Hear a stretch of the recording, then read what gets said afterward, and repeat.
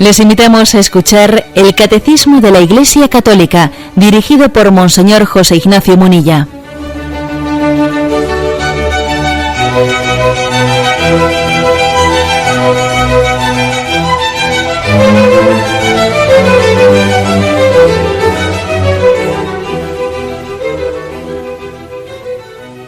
Un cordial saludo a todos los oyentes de Radio María. Un día más, con la gracia del Señor, proseguimos el comentario del Catecismo de nuestra Madre la Iglesia.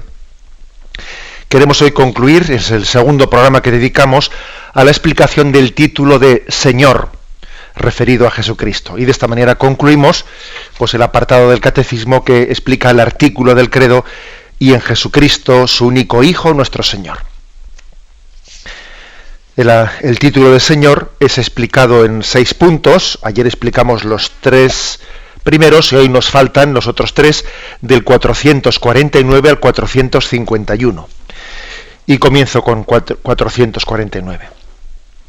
Atribuyendo a Jesús el título divino de Señor, las primeras confesiones de fe de la Iglesia afirman desde el principio que el poder, el honor y la gloria debidos a Dios Padre convienen también a Jesús, porque Él es de condición divina, y el Padre manifestó esta soberanía de Jesús resucitándolo de entre los muertos y exaltándolo a su gloria.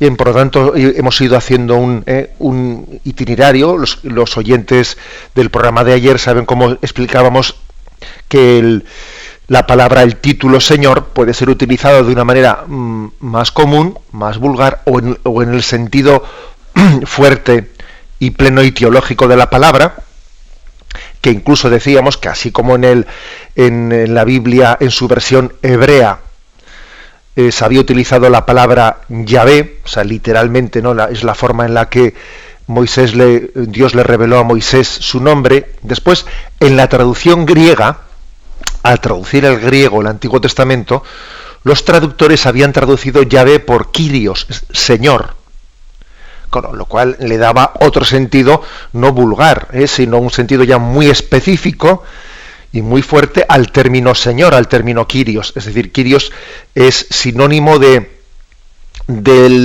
poder y la gloria que reconocemos únicamente en Dios. Luego el término Señor pasa a significar pues un sinónimo, una forma, una expresión para referirnos al Dios eterno, al Dios eterno. O sea que ha habido todo un proceso, una pedagogía en la que este término ha ido adquiriendo un sentido propio acotado referido a la divinidad. Pero claro, lo fuerte, que es lo que dice este punto del catecismo que comentamos, lo fuerte, lo que es impresionante, es que lo atribuyamos indistintamente al Padre o al Hijo o a Jesús, que indistintamente se diga el Padre es Señor o Jesús es Señor de cielos y tierra. Lo que es impresionante es que podamos llegar a afirmar en el culmen de la revelación que Dios Padre creó cielos y tierra, y también que digamos en el prólogo de San Juan, hablando del Verbo, por él fue creado todo cuanto se ha hecho, y lo decimos indistintamente del Padre o lo decimos también del Hijo. O sea, porque las personas divinas actúan conjuntamente cuando obran a destra, como se dice en teología. Bueno, aquí lo que es impresionante, que es motivo de que algunos entiendan, algunos hubiesen entendido que esto es una blasfemia, es aplicarle a Jesús, al Hijo de María, aplicarle el título de Señor. En ese sentido trascendente. Bueno, pues algunos textos. El primer texto que se nos ofrece es uno que ya hemos referido anteriormente, el texto de Hechos 2, 34-36. Habéis visto cómo le hemos dado muchas vueltas a la exégesis de ese Salmo 109, oráculo del Señor a mi Señor, siéntate a mi derecha y haré de tus enemigos estrado de tus pies. Es como diciendo, oráculo del Señor a mi Señor, oráculo del Padre al Hijo, porque el Padre es Señor, Jesús es Señor, luego es el Padre le dice al Hijo, siéntate a mi derecha, está sentado a la derecha del Padre. Ese es un texto primero en el que se hace una interpretación del Salmo del Antiguo Testamento a la luz de la cumbre de la revelación. Y se interpreta de esta manera que acabo de explicar. Se interpreta así, y además en distintos pasajes del Nuevo Testamento. Él es el que está sentado a la derecha del Padre. Y el Padre comparte plenamente su señorío con él.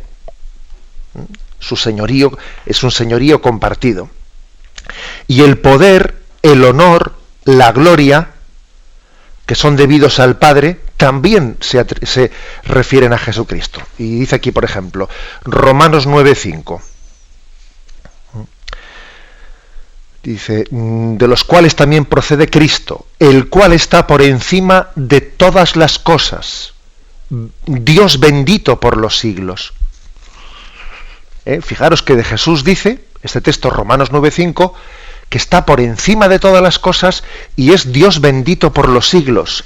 Es difícil hablar con más claridad sobre la divinidad de Jesucristo y sobre qué supone atribuirle el título de Señor.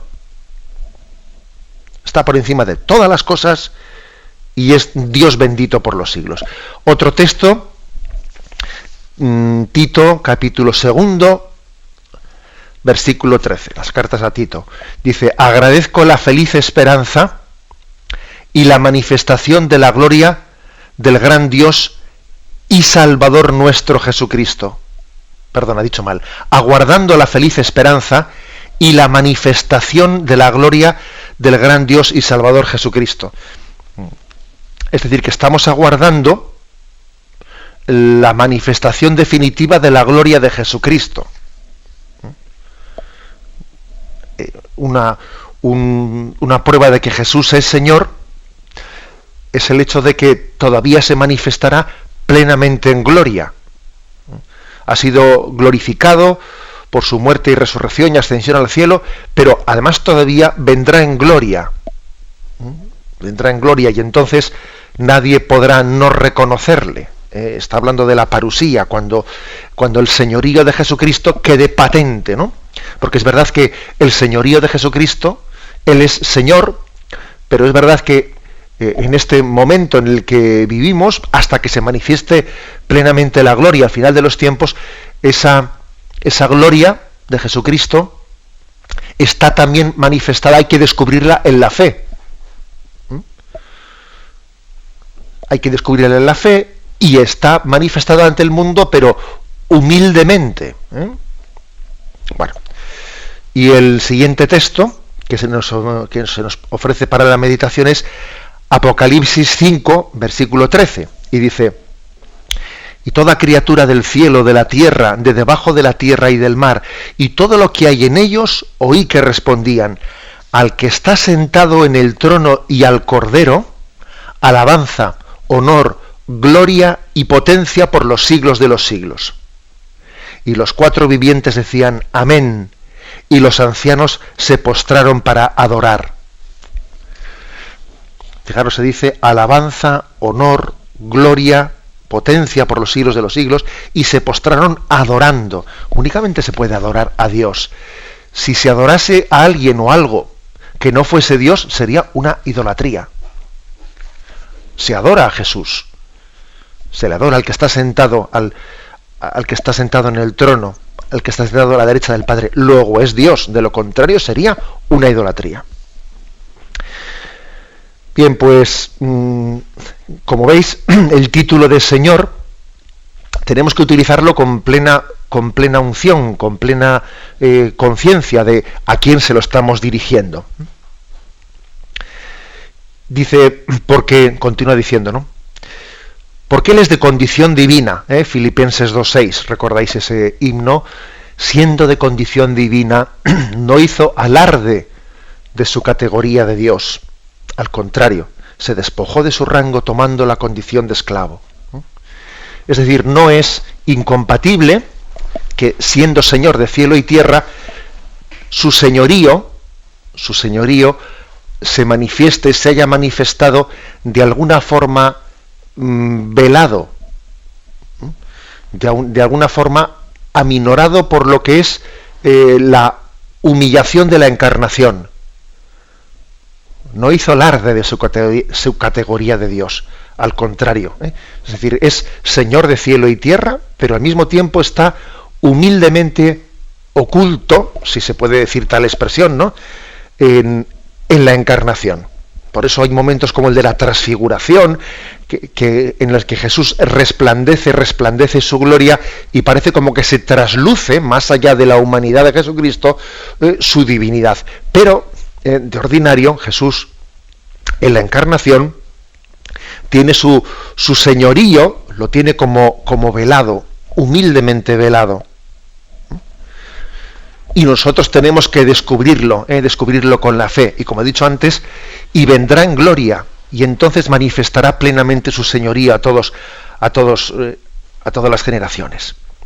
Bueno, y termina diciendo este punto: y el Padre manifestó esta soberanía de Jesús, resucitándolo de entre los muertos y exaltando a la gloria del Padre. Es decir, esa soberanía que estaba como escondida en la humildad de la carne, Dios Padre la manifestó plenamente en la resurrección y en la ascensión.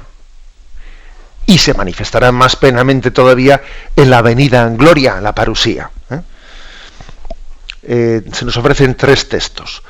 Porque si confiesas con tu boca que Jesús es Señor y crees en tu corazón que Dios le resucitó de entre los muertos, te salvarás. Romanos 10:9. Es decir, fijaros que la salvación la explica como la confesión de que Jesús es Señor. Quien confiese que Jesús es Señor y así lo proclame, será salvado. Bueno, ni que decir tiene que la interpretación que la Iglesia, que la tradición ha hecho de este texto, no es una fe desconectada de las obras.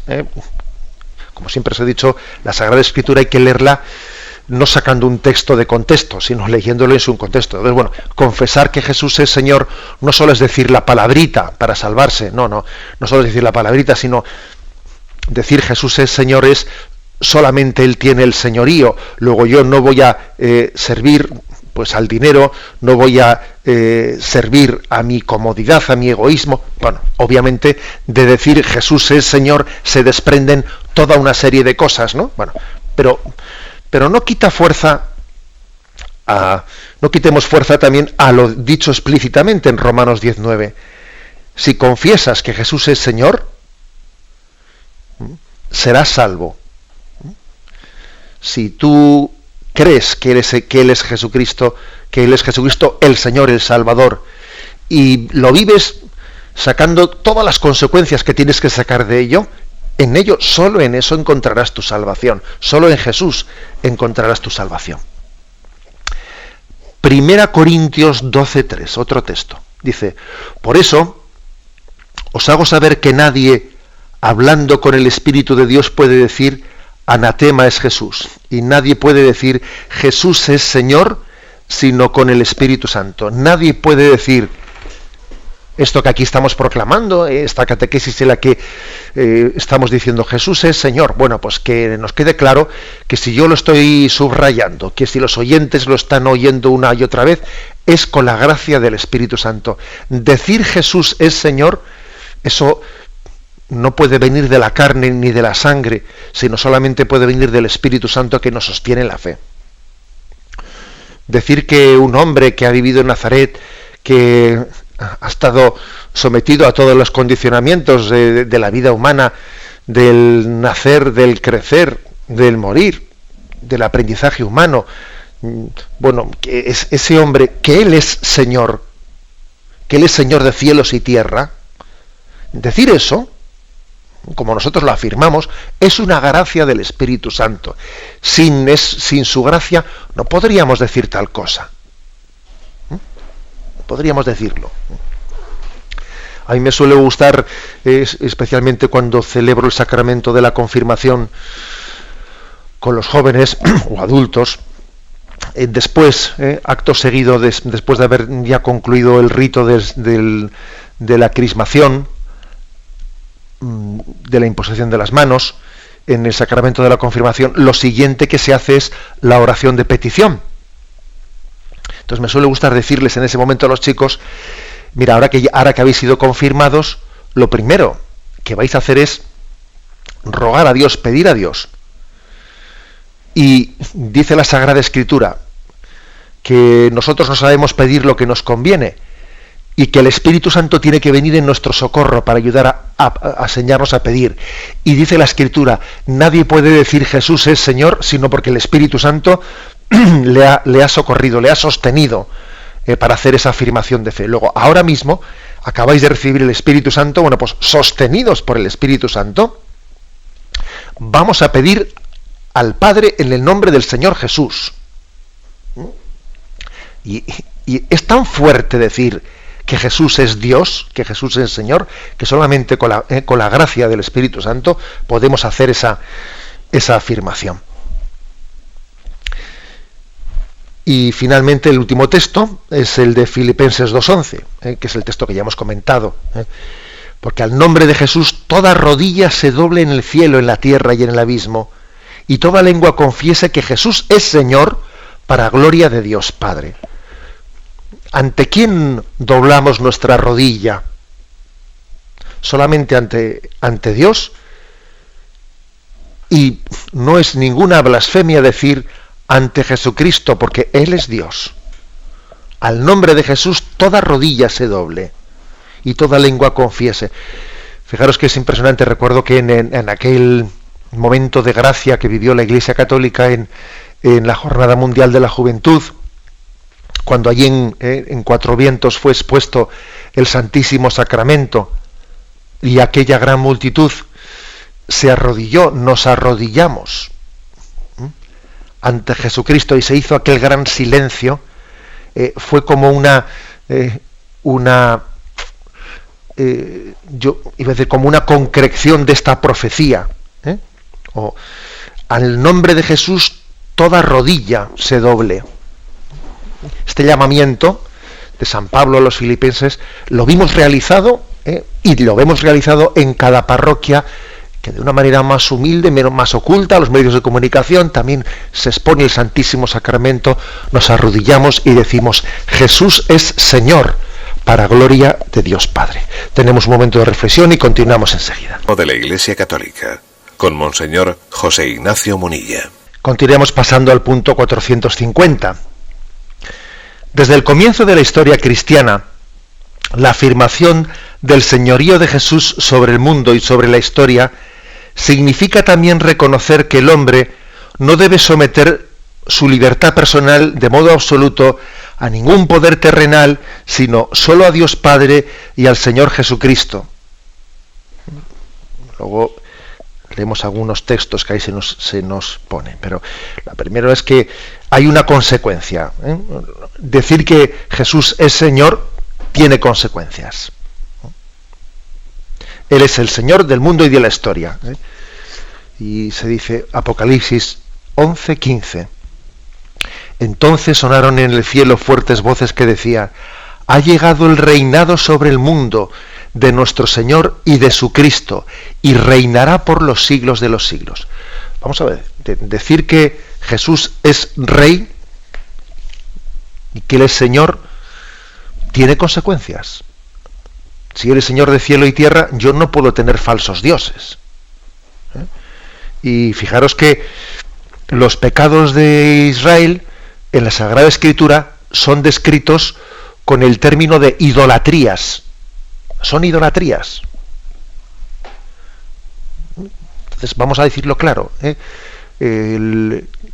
Podríamos explicar todos los pecados de la humanidad desde la perspectiva de la idolatría. ¿Por qué digo esto? Bueno, pues es que es muy sencillo. El primer mandamiento es amarás a Dios sobre todas las cosas. En el fondo, cualquier pecado que cometa el hombre es por no tener claramente afirmado el primero de los mandamientos, que es que solo Dios es Señor y que solamente a Él puedo entregar el corazón. Cualquier pecado es una idolatría. Consiste en no haberle puesto a Dios en primer lugar. Cualquiera. Los pecados derivados del egoísmo y de la avaricia. Los pecados derivados de la pereza, de la búsqueda de placer, por el placer, los pecados derivados de la vanidad, de la soberbia, o sea, todo es una idolatría, se deriva de no ponerle a Dios en el centro de nuestra vida.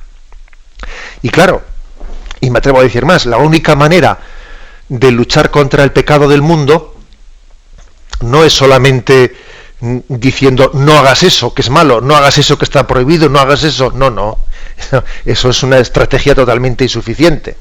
No vale decir no hagas eso, no, claro, es que además tienes que poner tu corazón en Dios. Si tu corazón no está puesto en Él, pedirle al hombre que no peque, pues es pedir peras al olmo.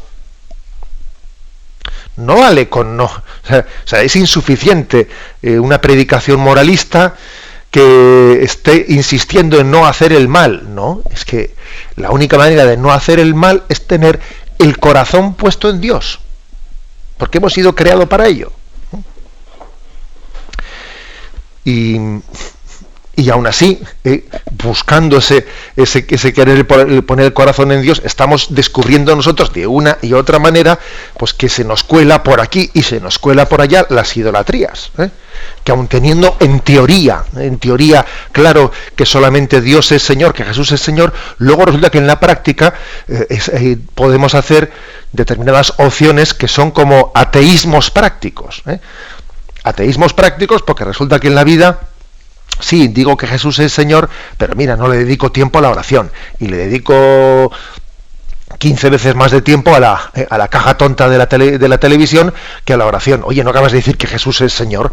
Pues parece que el Señor es la televisión. O sea, luego, aunque tengamos los ideales claros, luego caemos en montones de contradicciones que en el fondo denotan, claro, que hay que decir Jesús es Señor no solo con la mente, sino con el corazón. O sea, no solo proclamándolo como un ideal, sino habiéndonos dejado habiéndonos empapado de ese principio. Vamos, de ese principio, no, de esa realidad. O sea, que tiene consecuencias. Decir que Jesús es Señor y Rey de cielos y tierra tiene que tener consecuencias. Si no tiene consecuencias, pues claro, ese es otro de los problemas serios que a veces tenemos en nuestra vida, que es que tenemos como una división interior entre una racionalidad abstracta en la que decimos cosas pero luego no llegan a empapar nuestra vida, no llegan a empapar pues todos nuestros movimientos y nuestros principios de acción.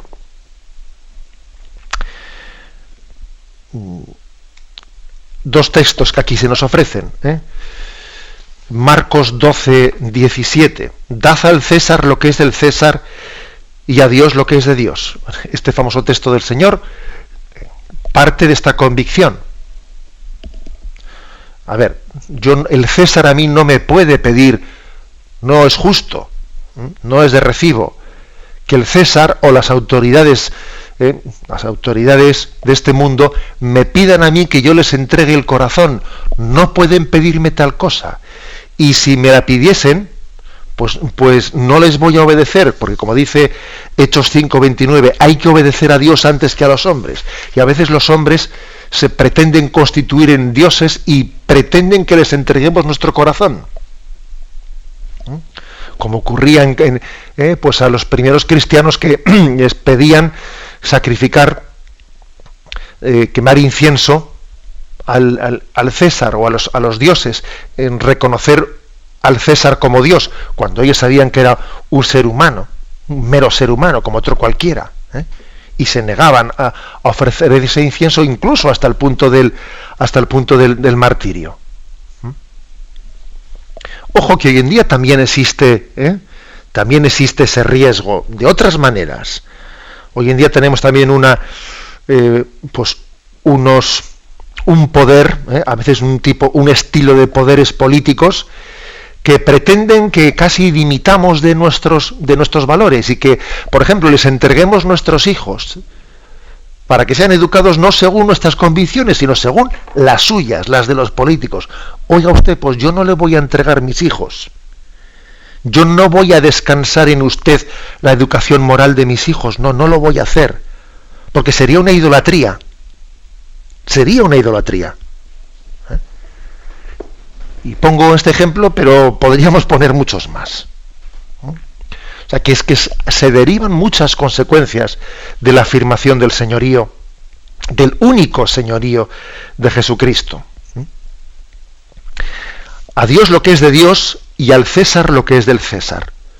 Y además nosotros, esa obediencia que le debemos al César, esa obediencia que les debemos a las autoridades civiles, que se la debemos, es precisamente en virtud de que entendemos de que han recibido también un encargo,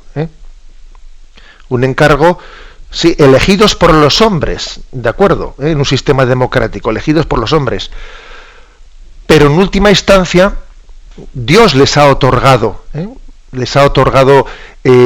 esa especie de compartir un señorío, ese señorío delegado por parte de Dios. Acordaros que como Jesús le dice a Pilato: tú no tendrías ninguna autoridad sobre mí si no te hubiese sido dada de lo alto. No se la niega. No se la niega. Podía decirle Jesús: tú no tienes ninguna autoridad, eres un usurpador.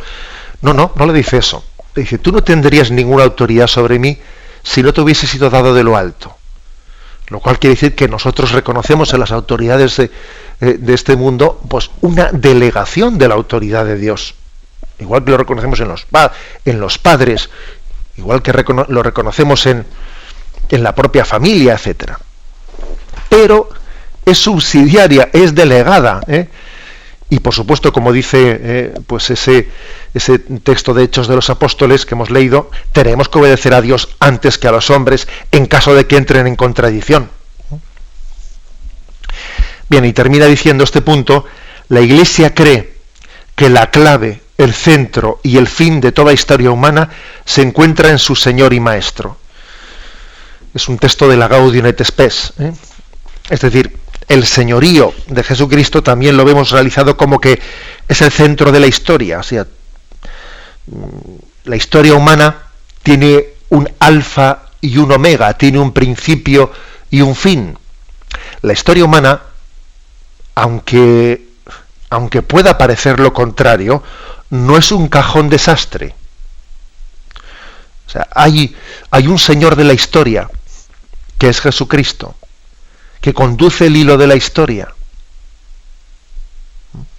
Y aunque a veces ese hilo de la historia está también tejido por momentos pues por nuestro pecado de una manera que puede llegar a ser terrible, sin embargo, Jesucristo, el Señor de cielos y tierra, no ha abandonado este barco, no lo ha abandonado.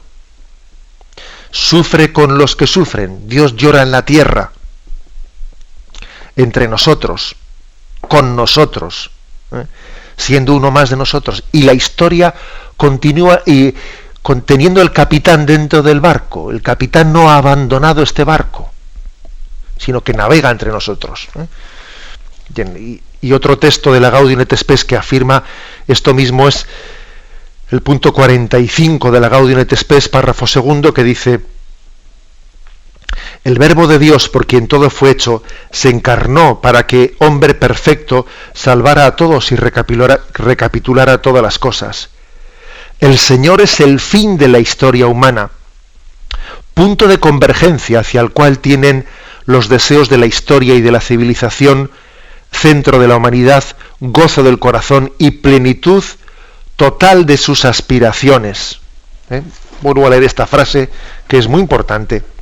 El Señor es el fin de la historia humana, punto de convergencia hacia el cual tienden los deseos de la historia y de la civilización, centro de la humanidad, gozo del corazón humano y plenitud total de todas sus aspiraciones.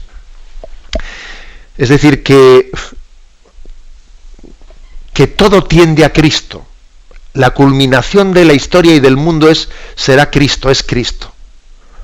La historia va a buscar su plenitud en Jesucristo. Y cuando Él llegue, al final de los tiempos, finalmente diremos, esto es lo que esperábamos. Aquí unos hemos estado luchando, rompiéndonos los cuernos, a veces bien o a veces mal, pero que lo que buscábamos es esta plenitud, la que Jesucristo viene a darnos. En el fondo estábamos luchando, sabiéndolo o sin saberlo, por el reino de Dios, por Jesucristo. Y cada uno de nosotros que ha luchado por ser feliz, pues al final, cuando descubramos plenamente a Jesucristo, diremos, esto es lo que yo buscaba. Mira, estaba toda mi vida ahí acertando, no acertando, pero si lo que yo buscaba era Jesucristo, buscaba la plenitud que tiene un nombre propio, que es Él,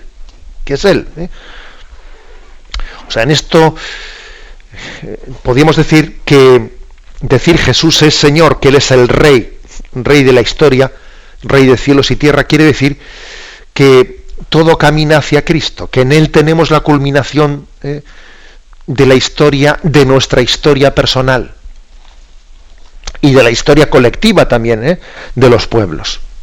Tenemos un momento de reflexión. Pasamos al punto 451. La oración cristiana está marcada por el título Señor, ya sea en la invitación a la oración, el Señor esté con vosotros, o en su conclusión, por Jesucristo nuestro Señor, o incluso en la exclamación llena de confianza y de esperanza, Maránatá, el Señor viene, o Maránatá, ven Señor. Amén, ven Señor Jesús. Bueno, es el punto final de la explicación del término Señor, y se quiere decir, ya, todo esto que hemos explicado teológicamente, buscando las bases bíblicas, escriturísticas, etcétera, del título Señor, todo esto lo tenemos plenamente incorporado en nuestra oración. Igual no somos muy conscientes, porque a veces decimos palabras y palabras y uno tiene que caer en cuenta de qué términos y qué está utilizando, ¿no? Hay un famoso adagio que ya me lo habéis escuchado más una vez, que dice lex orandi, lex credendi. Es decir, eso que tú rezas, en el fondo, fíjate en lo que rezas, en lo que te han enseñado para rezar, y entonces descubrirás en qué crees. Porque en las oraciones que la liturgia pone en tus labios, que la tradición cristiana ha puesto en tus labios, en esas oraciones está contenida la fe. Lex orandi, lex credendi. Entonces, fíjate bien en cómo la palabra Señor está siempre empapando nuestra oración. Dice, desde el principio hasta el final, el Señor esté con vosotros. Por Cristo nuestro Señor, amén. O sea, es el inicio y es el fin. Incluso dice, fijaros, es curioso porque cómo termina la primera carta de los Corintios, cómo termina el libro del Apocalipsis, cómo termina la propia Biblia. Es curioso verlo. Entonces, fijaros cuál es la conclusión de la primera carta a los Corintios. Os saludan todos los hermanos. Saludaos los unos a los otros con el beso santo. El saludo va de mi mano, Pablo. El que no quiera al Señor, sea anatema.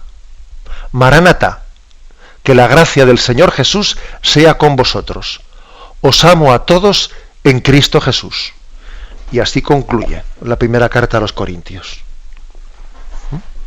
Este Pablo que comienza el saludo, el Señor esté con vosotros, porque sabéis que esos saludos que solemos hacer al comienzo de la misa están todos tomados y copiados de las cartas de San Pablo, los saludos que le hacía, que la gracia de nuestro Señor Jesucristo, todo eso está tomado de las cartas de Pablo y llevado a la liturgia. Bueno, así comenzaba él sus cartas, pero fijaros cómo las termina, porque bueno, hemos copiado más en la manera de cómo comienza, pero vuelvo a leer este final, que es un final desde luego tremendo.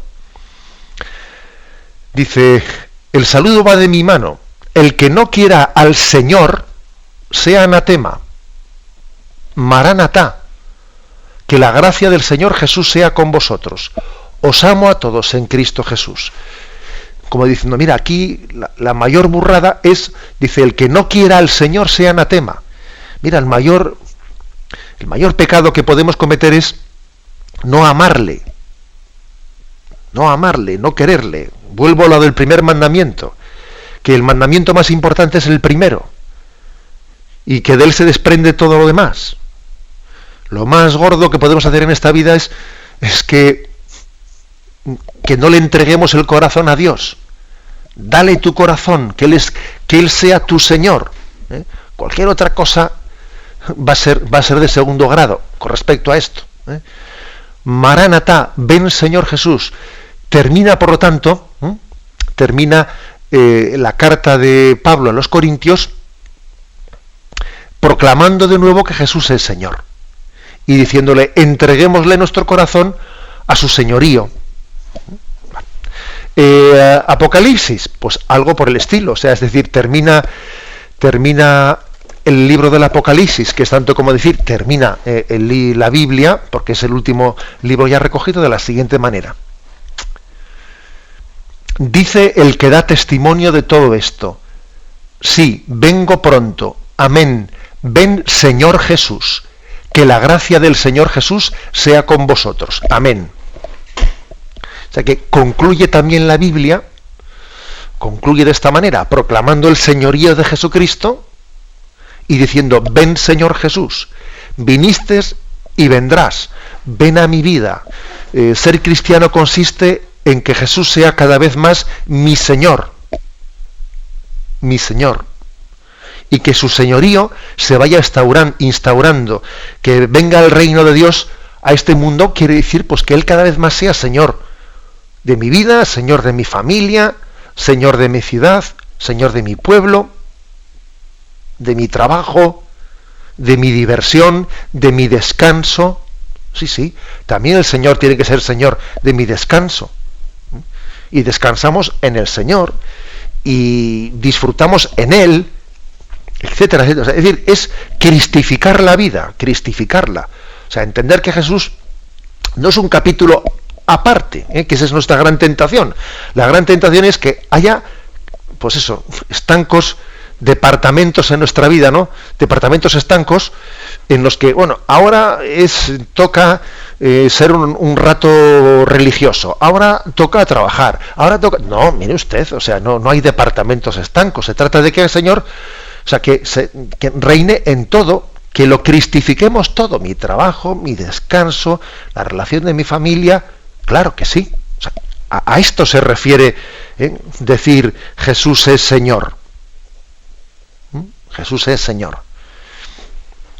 Claro, ¿y cómo conjugamos esto con esas teorías, ¿no? Con esas teorías de secularización y de laicismo que nos vienen a decir que hay que dejar aparcado, hay que dejar aparcada mi fe para poder actuar en la vida pública? Pues mire usted, vamos a ver, claro que yo tendré que tener también capacidad de colaboración con quien no tiene fe. Y aunque haya una persona que no tenga fe, pues podemos y debemos, pues en el trabajo, en otro sitio, colaborar, pues para llevar adelante pues la transformación de este mundo. Pero yo no puedo dejar, aunque yo claro que estoy llamado a tener capacidad de colaboración con él, yo no puedo dejar aparcado a Jesucristo en mi trabajo, o en mi estudio, o en mi relación familiar. No puedo, porque ni puedo ni debo. Porque en realidad es Él, mi Señor, y es totalmente contradictorio con esa afirmación el que deje de serlo un ratito. Pues no. Obviamente cuando yo estoy colaborando en un puesto de trabajo con una persona que no tiene fe, hombre, pues no voy a estar pretendiendo que él rece conmigo, pues porque él no tiene fe. Bien, ya lo sé, pero yo sé perfectamente que ese trabajo que estoy realizando en la empresa, en el fondo, en última instancia, es el Señor el que me permite construir el reino a través de ese trabajo. Luego yo no puedo dejar aparcado en el banquillo, decía el Santo Padre a los jóvenes en la Jornada Mundial de la Juventud de Australia, en Sydney, hace ya unos años, les decía el Papa, no podemos dejar a Jesús en el banquillo, y se refería pues al banquillo de los futbolistas, no creo que se refiriese a sentar en el banco de un juicio, como quien es juzgado, sino más bien al símil futbolístico. No podemos dejarle sentado en el banquillo, no, él, o sea, forma parte, ¿no?, de entre comillas el juego de la vida, y es hermoso que también nosotros concluyamos nuestra vida, no solo la Biblia, sino mi vida pueda ser concluida con estas palabras del Apocalipsis. Amén, ven Señor Jesús. Que la gracia del Señor Jesús sea con todos vosotros. La palabra Señor, pues, es una palabra que lo dice todo. Lo dice todo. En ella se resume todo y de ella se desprende todo. El señorío pleno de Cristo sobre el mundo, sobre su historia, sobre cielos y tierra, sobre mi vida, sobre mi vocación, sobre nuestra familia. Lo dejamos aquí y damos paso a la intervención de los oyentes. Podéis llamar para formular vuestras preguntas al teléfono 917 107 700. 917 100. Hablamos. Hola, buenos días. Me llamo Ana Luz. Adelante. Le escuchamos. Mire, que quería preguntarle yo, padre, que ¿en qué consiste el exorcismo que practica la Iglesia? Bien, vamos a ver. Recuerdo que este tema el Catecismo lo explica después de haber hablado sobre los sacramentos, pues al final también habla de los sacramentales y también en ese contexto aborda el tema de los exorcismos. Bien, hay que decir lo primero, que en realidad existen exorcismos más ordinarios y los más extraordinarios, que son quizás a los que el oyente se refiere, pero que quede claro que la Iglesia en todo bautismo realiza un exorcismo. O sea, que lo digo para que no hagamos de la palabra exorcismo una cosa morbosa, que no sé, que ya estamos pensando en la niña del exorcista y la cabeza girándole y saliéndole espuma por la boca. Permitidme así que sea incisivo. O sea, no identifiquemos exorcismo con esa imagen morbosa. La Iglesia realiza en todo bautismo un exorcismo, y además el ritual lo dice así: oración de exorcismo, y pide que el niño sea templo de Dios, que el espíritu del mal no tenga dominio sobre él. Precisamente el exorcismo está muy ligado a lo que hoy hemos explicado sobre el señorío de Dios. Solamente Él es nuestro Señor, y no queremos que el espíritu de Satanás tenga señorío sobre nosotros. Pero al margen de esto, luego existen fenómenos, han existido hechos, sucesos extraordinarios, como también se ve en los evangelios, que a veces los espíritus malignos se han podido, o se pueden adueñar, de unas personas, pues ejerciendo sobre ellas un influjo extraordinario, y la Iglesia también invoca el poder del señorío de Jesucristo para expulsar a Satanás y a sus ángeles, que pueden llegar a adueñarse de nosotros. Pero insisto, no hagamos de lo extraordinario, no nos equivoquemos pensando en que el influjo de Satanás especialmente se quede reducido a esos hechos extraordinarios. No, la Iglesia de ordinario ha realizado en todos nosotros una oración de exorcismo, pidiendo que seamos templo del Espíritu Santo. Y de hecho, cada vez que recibimos también la absolución sacramental, cada vez que recibimos la bendición de Dios, aunque no sea de una manera tan explícita, estamos también recibiendo de la Iglesia una bendición para que seamos templo del Espíritu Santo, para que Dios habite en nosotros. Luego, como consecuencia, también para que el espíritu del mal no tenga lugar en nosotros. Bueno, damos paso al siguiente oyente. Buenos días. Buenos días. Adelante, escuchamos. Mire, yo de joven estuve con los padres agustinos en Palencia, y allí recuerdo que nos dijeron varias veces que la inteligencia y todo el mundo mental residía antiguamente, en tiempos de Jesucristo mismo, en la antigüedad, se pensaba que residía en el corazón. Entonces, claro, y luego después, con los tiempos, en estos últimos años, pues, por ejemplo, he leído en algún libro la palabra de Jesucristo, cuando empezó, ha llegado el reino de Dios a vosotros, está cerca, convertíos y creed el Evangelio, que empezaba, o sea, en lugar de el convertíos, usaba la palabra griega metanoia, que es cambiar de forma de pensar. Entonces, si antiguamente pensaban que el pensamiento y todo el mundo mental estaba en el corazón, cuando dice Jesús que cambiéis de forma de pensar, cuando dice María guardaba todas estas cosas en su corazón, en realidad estaba diciendo que lo estaba guardando en su memoria. Y entonces yo, cada vez que oigo o leo sobre en la Biblia y demás, a San Agustín mismo, cuando leo las confesiones alguna cosa y hablan del corazón y del corazón, atribuyendo al corazón la función que ahora atribuimos al cerebro, se entiende mucho mejor, porque es que si no, ahora parece como que andamos dividiendo el corazón del cerebro, el cerebro del corazón, y para ellos en aquella época era todo lo mismo. Y eso es más o menos un comentario, por si tiene algo que aclarar. De acuerdo.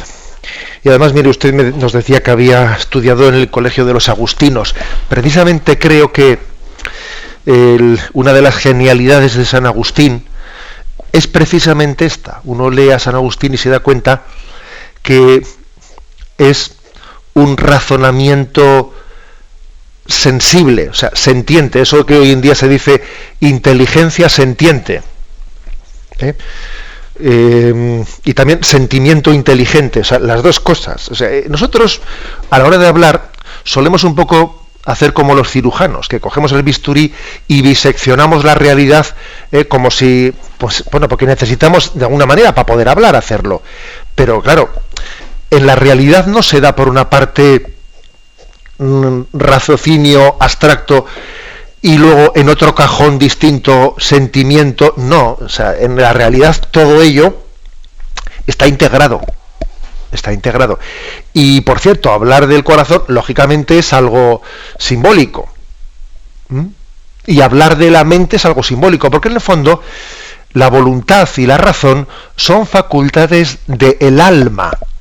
Ojo, del alma, no del cerebro, no del corazón, del alma.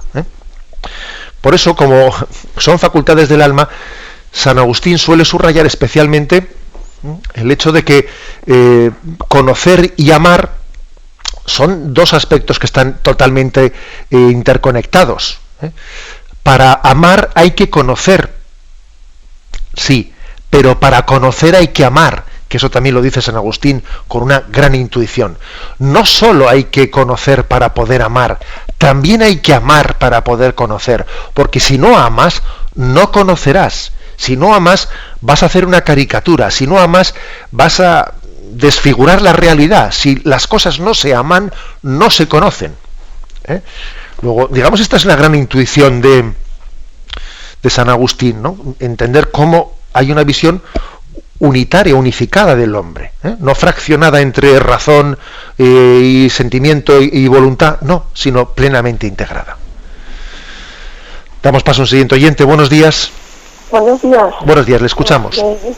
Quería preguntar, las personas que, es que he pensado, las personas que están poseídas, por ejemplo, han perdido la gracia de Dios, o son personas que pueden conservar la gracia de Dios y que pueden conservar el amor de Dios, incluso el perdón. De acuerdo.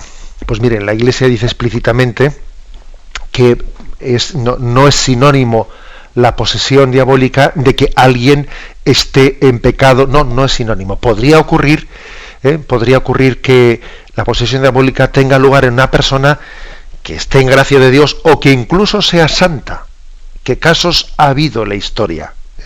Porque en el fondo el diablo puede adueñarse de nuestro cuerpo, pero no de nuestra alma, en la que Cristo tiene un señorío pleno. Esa es la respuesta al oyente. Pero, de nuevo, permítame que yo insista en que no seamos morbosos, porque tenemos una tendencia excesiva a que, digamos, los casos excepcionales y así un poco llamativos, un poco peliculeros, permitidme la expresión, nos descentren, porque la verdad es que Satanás y sus ángeles, la forma que tienen de tentarnos a nosotros, pues no es esa. Os voy a decir que yo como sacerdote, pues tengo ya mis 25 años de sacerdote y no he visto nunca una posesión diabólica, no la he visto nunca en esa forma extraordinaria a la que me refiero. Ya sé que las ha habido y tengo compañeros sacerdotes que han tenido que afrontar eso, pero yo en 25 años no he visto ninguna. Sin embargo, estoy viendo todos los días cómo Satanás y sus ángeles nos tientan a todos, comenzando por un servidor, comenzando por quien habla. Bien, entonces me parece bien que hagamos estas preguntas, pero sin que nos descentren en nuestra atención de lo que está aconteciendo día a día, del hecho ordinario de la tentación. Estamos pasando una última llamada. Buenos días. Sí, monseñor. Sí. Qué alegría hablar con usted, que hace ya un tiempo que no hablo. Primero quiero saludarle porque verá usted, mi madre y yo en la JMJ estaba en el Hotel Cusco esperando a don Vicente, al obispo, y entonces le preguntó si era usted monseñor y le dijo que sí. Dice, pues puede usted venir a mi casa a comer cuando quiera, porque mi mujer y yo le oímos en la cama todas las mañanas. A lo mejor recuerda usted algo. Sí, adelante, le escuchamos. Bueno, pues verá, esto que acaba usted de decir de un banquillo al Señor, es que yo sé una oración preciosa y dice en una estrofa: rezar es invitarle a nuestra barca cuando la red largamos a la pesca, y mullirle una almohada en un banquillo en popa a nuestra vera, y es rezar despertarle cuando la mar se pone fea. Sigue mucho, pero a lo mejor no le quiero entretener. Muy bien, muchísimas gracias. Bueno, la verdad es que la palabra banquillo ahí la utiliza usted en un sentido bien diverso al que lo utilizaba el Papa en aquella expresión con los jóvenes, porque ese banquillo al que usted se refiere es que Jesús está sentado con nosotros en la barca y navega con nosotros en la vida, y nosotros reconocemos que Él lleva el timón.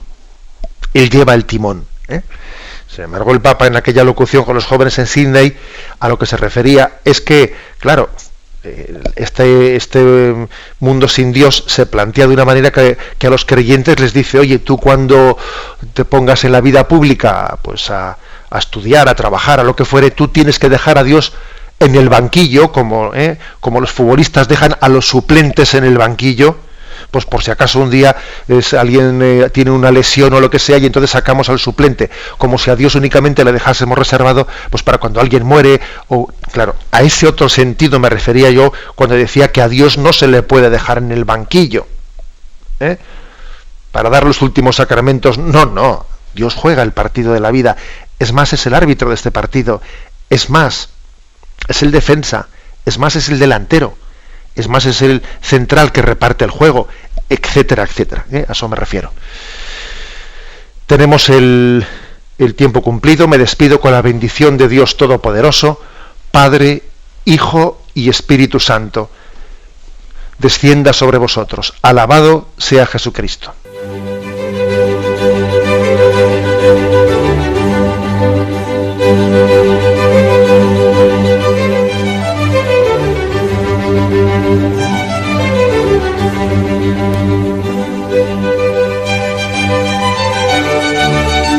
Han escuchado en Radio María el Catecismo de la Iglesia Católica, un programa dirigido por Monseñor José Ignacio Munilla.